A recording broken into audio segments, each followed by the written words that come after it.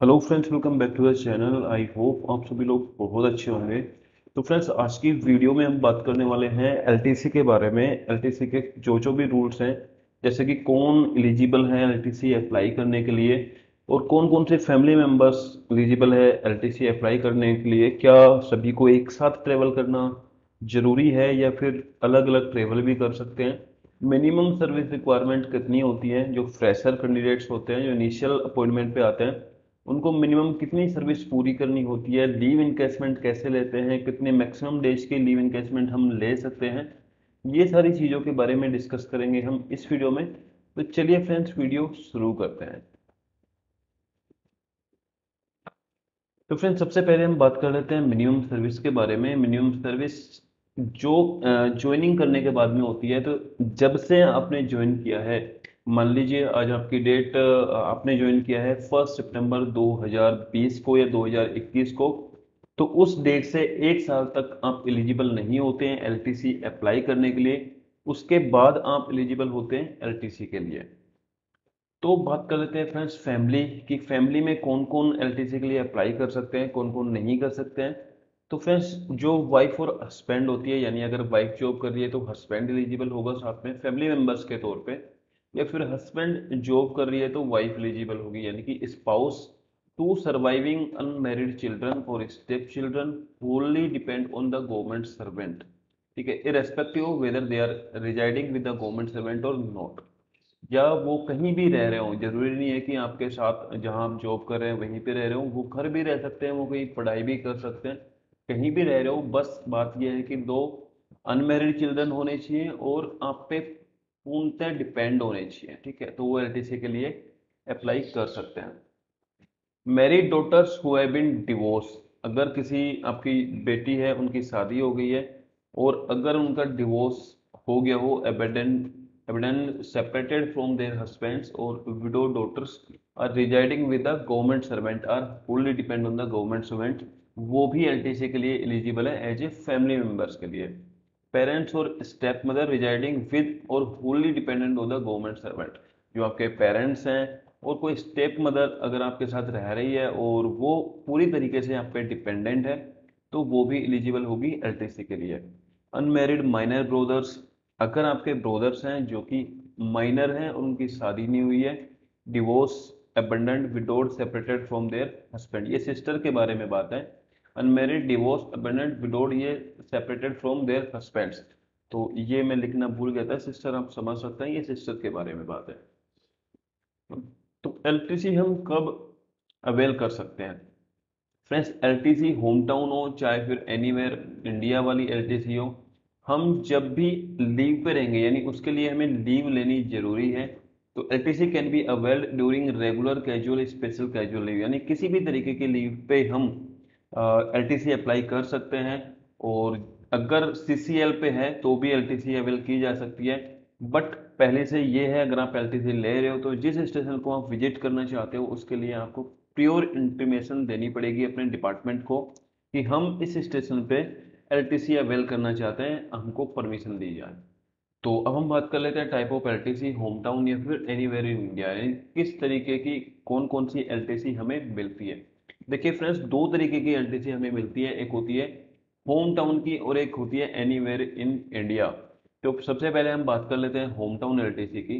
तो home town LTC की अगर हम बात करें तो जो होम टाउन है फ्रेंड्स, जब आपकी सर्विस इनिशियली आप अपॉइंट होते हैं तो सबसे पहले आपको एक फॉर्म दिया जाता है, उसमें आपको होम टाउन भी आपका फिल करना होता है कि आप अपना होम टाउन कौन सा डिक्लेयर करना चाहते हैं। ठीक है, और जो आपने होम टाउन डिक्लेयर कर दिया इनिशियली वो एक्सेप्ट हो जाता है विदाउट किसी फर्दर इन्वेस्टिगेशन के। बट प्रॉब्लम यह है कि आप अपनी पूरी लाइफ में उस होम टाउन को सिर्फ और सिर्फ एक बार ही चेंज कर सकते हो। मान लो आप अपनी सर्विस के दौरान कहीं और जगह सेटल हो जाते हो और वहीं पे अपना घर वर बना लेते हो, तो एक बार आपको चांस दिया जाता है कि आप अपने होम टाउन को चेंज कर सको, उसके बाद आप उसे चेंज नहीं कर पाओगे।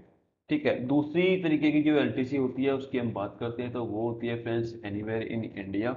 यानी कि इस एलटीसी को लेके आप इंडिया में कहीं भी सफर कर सकते हो, चाहे वो लैंड पे हो चाहे उसका रास्ता जहाज वगैरह हैं समुद्र से जाता हो, जैसे कि अंडमान एंड निकोबार है, वहां भी आप जा सकते हो। बाकी इंडिया की जो टेरिटोरी है उसमें आप कहीं भी विजिट कर सकते हो और ऑल इंडिया एलटीसी का फायदा आप ले सकते हो। तो फ्रेंड्स आगे हम बात करते हैं कि जो नॉर्मल कंडीशंस होती है, यानी कि जब आपकी सर्विस 8 साल की हो जाती है या फिर अगर आपकी 8 साल की सर्विस हो गई है उसके बाद एलटीसी किस तरीके से दी जाती है। तो फ्रेंड्स गवर्नमेंट एक ब्लॉक ईयर डिक्लेयर करती है 4 साल का, जैसे कि अभी जो ब्लॉक ईयर खत्म हुआ है जस्ट, वो है ब्लॉक ईयर 2018 से 21 का। और अभी जो करंट में चल रहा है फिर वो 2022 से 25 का एक ब्लॉक ईयर है। और जो एक ब्लॉक ईयर होता है इसमें दो दो दो साल के सब ब्लॉक ईयर हम बोल सकते हैं। ठीक है, दो ब्लॉक ईयर इसमें और ऐड हो जाते हैं, यानी दो दो साल के दो ब्लॉक ईयर इसमें होते हैं। और इन ब्लॉक ईयर में आप दो होम टाउन एलटीसी ले सकते हो। ठीक है, दो ब्लॉक ईयर है, इनमें दो होम टाउन एलटीसी ले सकते हो। अब आप ये जो दोनों होम टाउन एलटीसी हैं जो आपको दी जा रही है, इनमें से किसी भी एक एलटीसी को छोड़ के, मतलब आपने ये वाली सेक्रीफाइस कर दी या फिर ये वाली सेक्रीफाइस कर दी, दोनों की जगह आप एक होम टाउन एलटीसी ले सकते हो। अगर आप इन शॉर्ट में हम बात करना चाहें तो आप एक 4 ईयर के ब्लॉक में एक होम टाउन एलटीसी और एक all anywhere in India LTC avail कर सकते हो। ठीक है, सेम नेक्स्ट जो ब्लॉक ईयर है इसके लिए भी ऐसा ही होगा। ओह सॉरी, ये मैंने गलत कर दिया है, सॉरी। ये ब्लॉक ईयर 2022 से 25 में पहला जो ब्लॉक ईयर आएगा वो आएगा 2022 से 23 का, और जो अगला ब्लॉक ईयर आएगा वो आएगा 2024 से 25 का। तो उसमें भी एक होम टाउन एलटीसी आप इधर ले सकते हो, एक होम टाउन एलटीसी आप इधर ले सकते हो, और इन दोनों होम टाउन एलटीसी में से किसी एक को सेक्रीफाइस करके, मतलब किसी एक की जगह आप ऑल इंडिया एलटीसी अवेल कर सकते हो। तो चलिए नेक्स्ट स्लाइड की तरफ चलते हैं। तो अब हम बात करेंगे फ्रेश रिक्रूट्स के लिए कि जो इनिशियल ज्वाइन करते हैं डिपार्टमेंट में, जिन्होंने अभी अभी ज्वाइन किया है या फिर जिनको ज्वाइन किए हुए 8 साल से ज़्यादा नहीं हुए हैं, उनको एलटीसी किस तरीके से दी जाती है।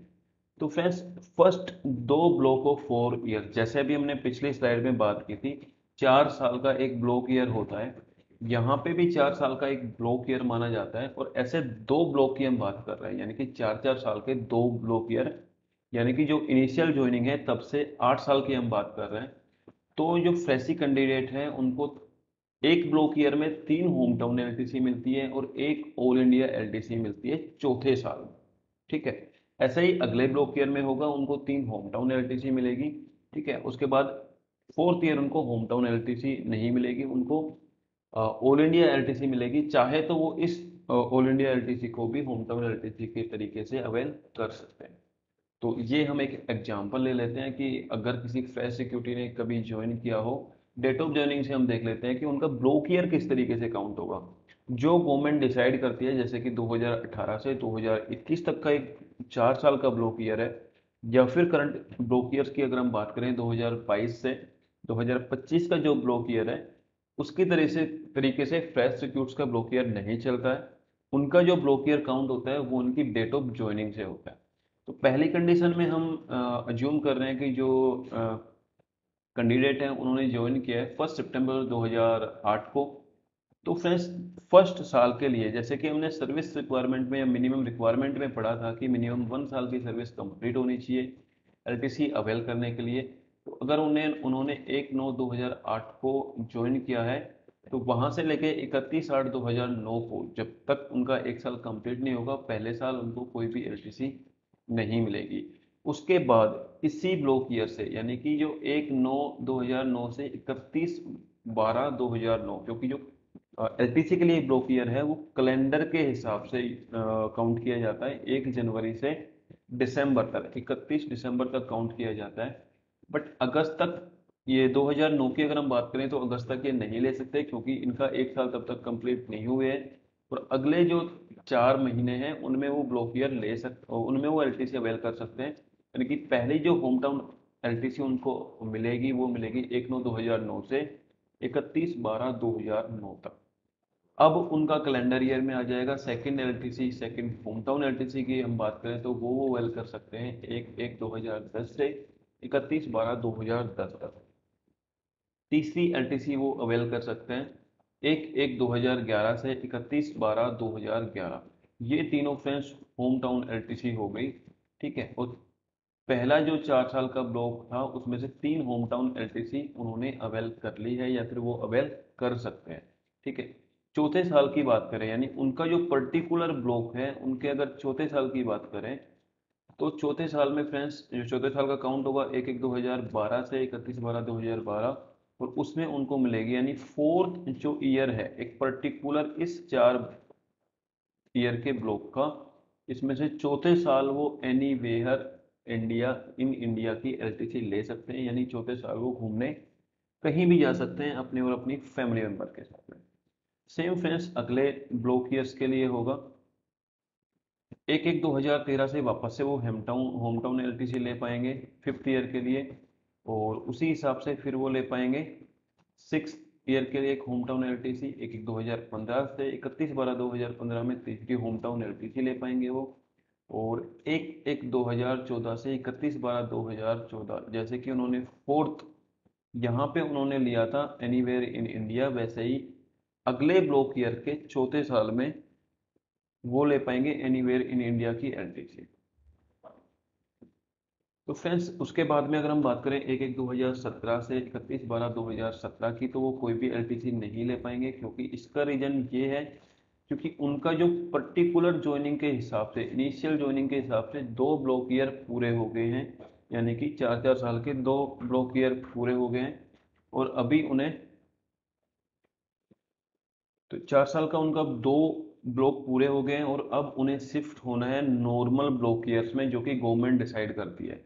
ठीक है, तो गवर्नमेंट ने यहाँ पे 2014 से 2017 का उनका ब्लॉक ईयर चल रहा था, तो 2017 में वो दोनों तरीके की एलटीसी ले चुके हैं, मतलब इस पर्टिकुलर जो गवर्नमेंट का ब्लॉक है इसमें वो दोनों तरीके की एलटीसी ले चुके हैं, इसलिए 2017 में उन्हें कोई भी एलटीसी नहीं मिलेगी।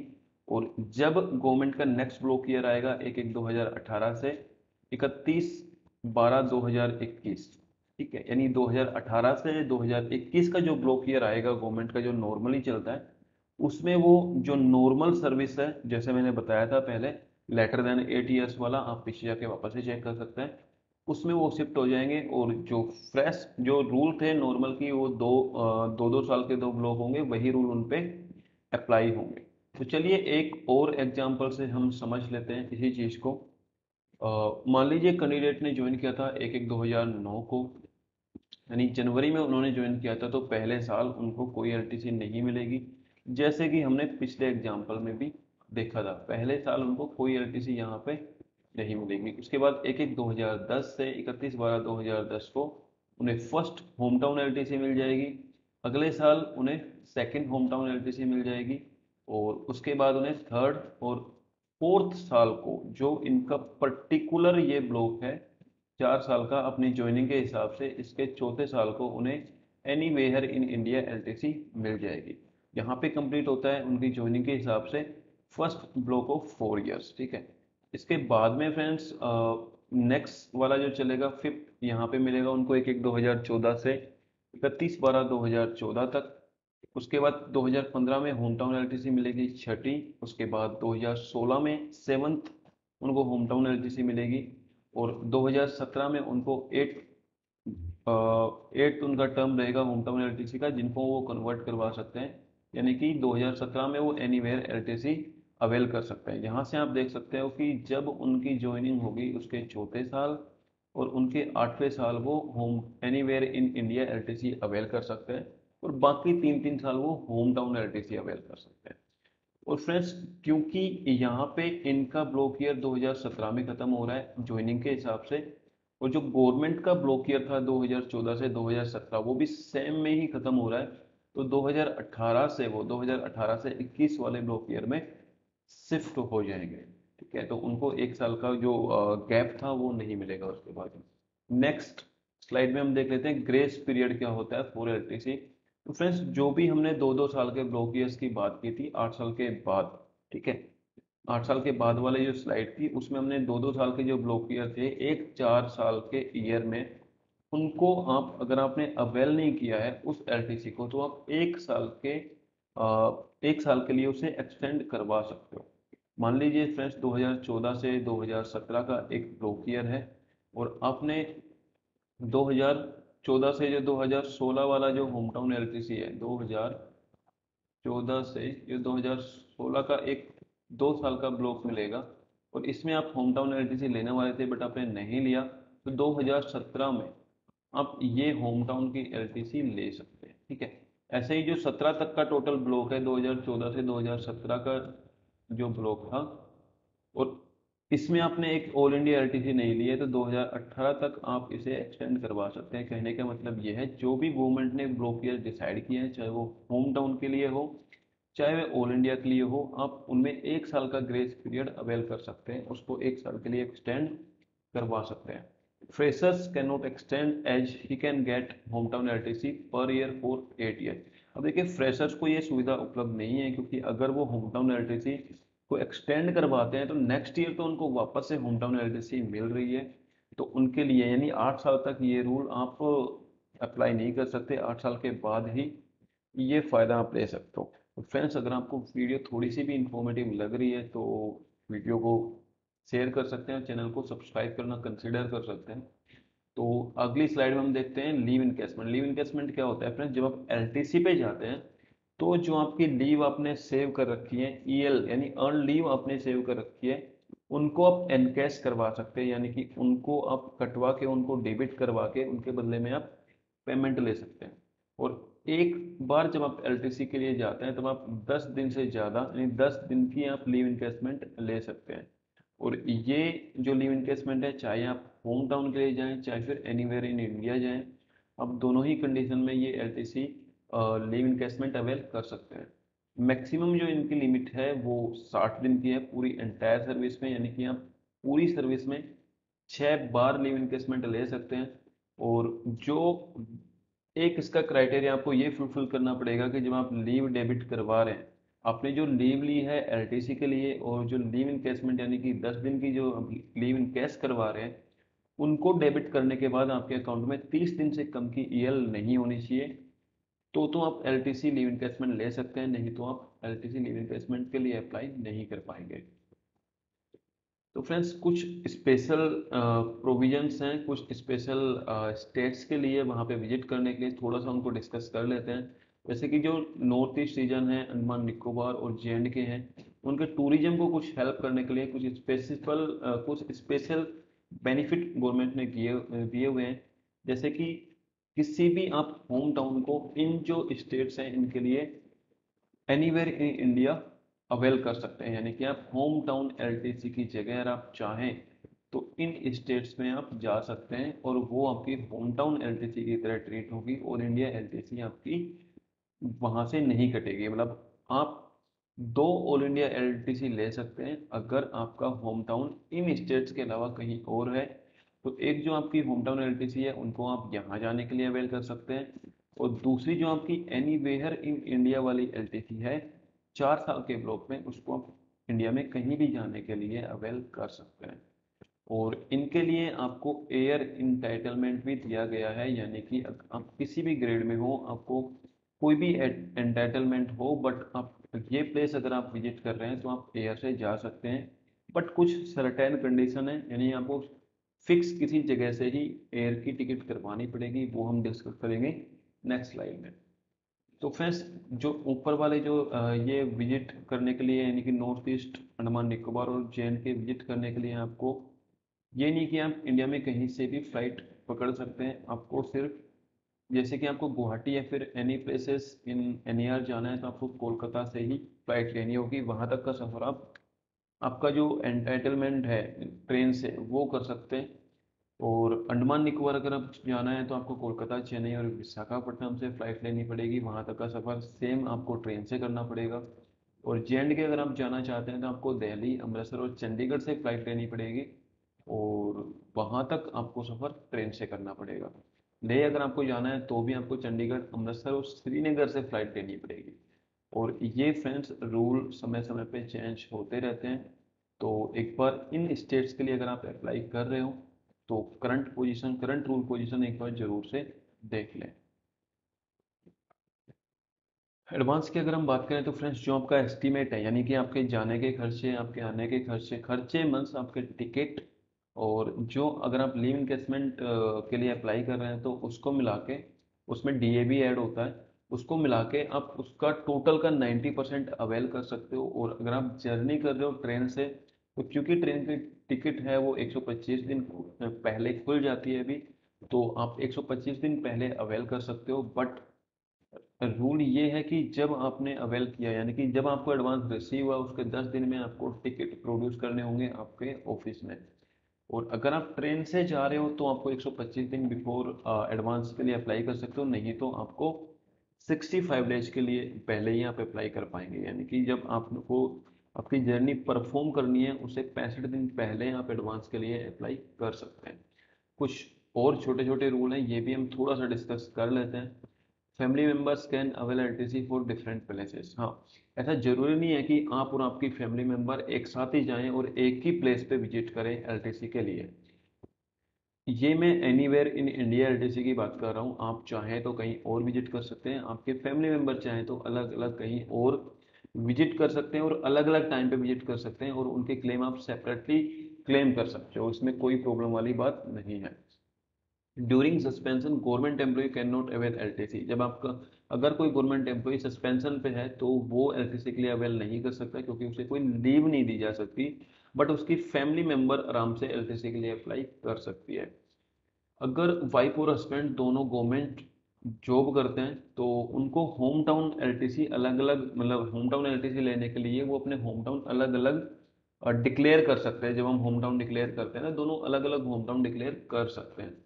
बट अगर साथ में जर्नी कर रहे हैं, मान लीजिए दोनों की होम टाउन कोई भी एलटीसी ले रहे हैं और साथ में जर्नी कर रहे हैं, तो उनमें से एक ही बंदा क्लेम कर पाएगा एलटीसी के लिए, दूसरा जो बंदा है वो as a family member travel करेगा।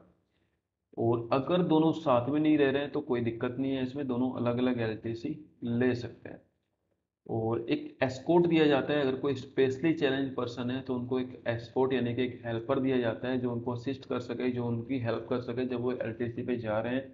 बट इसके लिए जो आपको हेड ऑफ द डिपार्टमेंट है वो सेटिस्फाई होनी चाहिए आपकी डिसेबिलिटीज कंडीशन से। और अगर आप आपकी फैमिली मेंबर्स को भी साथ में ट्रेवल करवा रहे हैं तो उस कंडीशन में एस्कॉर्ट नहीं दिया जाएगा, क्योंकि आपकी हेल्प के लिए आपकी फैमिली वहाँ पे अवेलेबल है। और अगर family member staying other than headquarter, ये आप अच्छे से समझ लीजिए। जैसे कि मान लीजिए आपका दिल्ली में आप जॉब कर रहे हैं, बट आपकी जो फैमिली है वो कहीं और पिछले स्टेशन पे या कहीं और जगह रिजाइड कर रही है आपके होम टाउन के अलावा, मान लीजिए देहरादून रिजाइड कर रही है और आपका होम टाउन कहीं और है, तो वो वहीं से होम टाउन के लिए एलटीसी अवेल कर सकती हैं। बट जो आपकी आपको जो एलटीसी मिलेगी वो मैक्सिमम डिस्टेंस आपका जो हेडक्वार्टर है, यानी दिल्ली से जो आपका होम टाउन है उससे ज़्यादा की डिस्टेंस का नहीं मिलेगा, वो उस डिस्टेंस को रिस्ट्रिक्ट कर दिया जाएगा।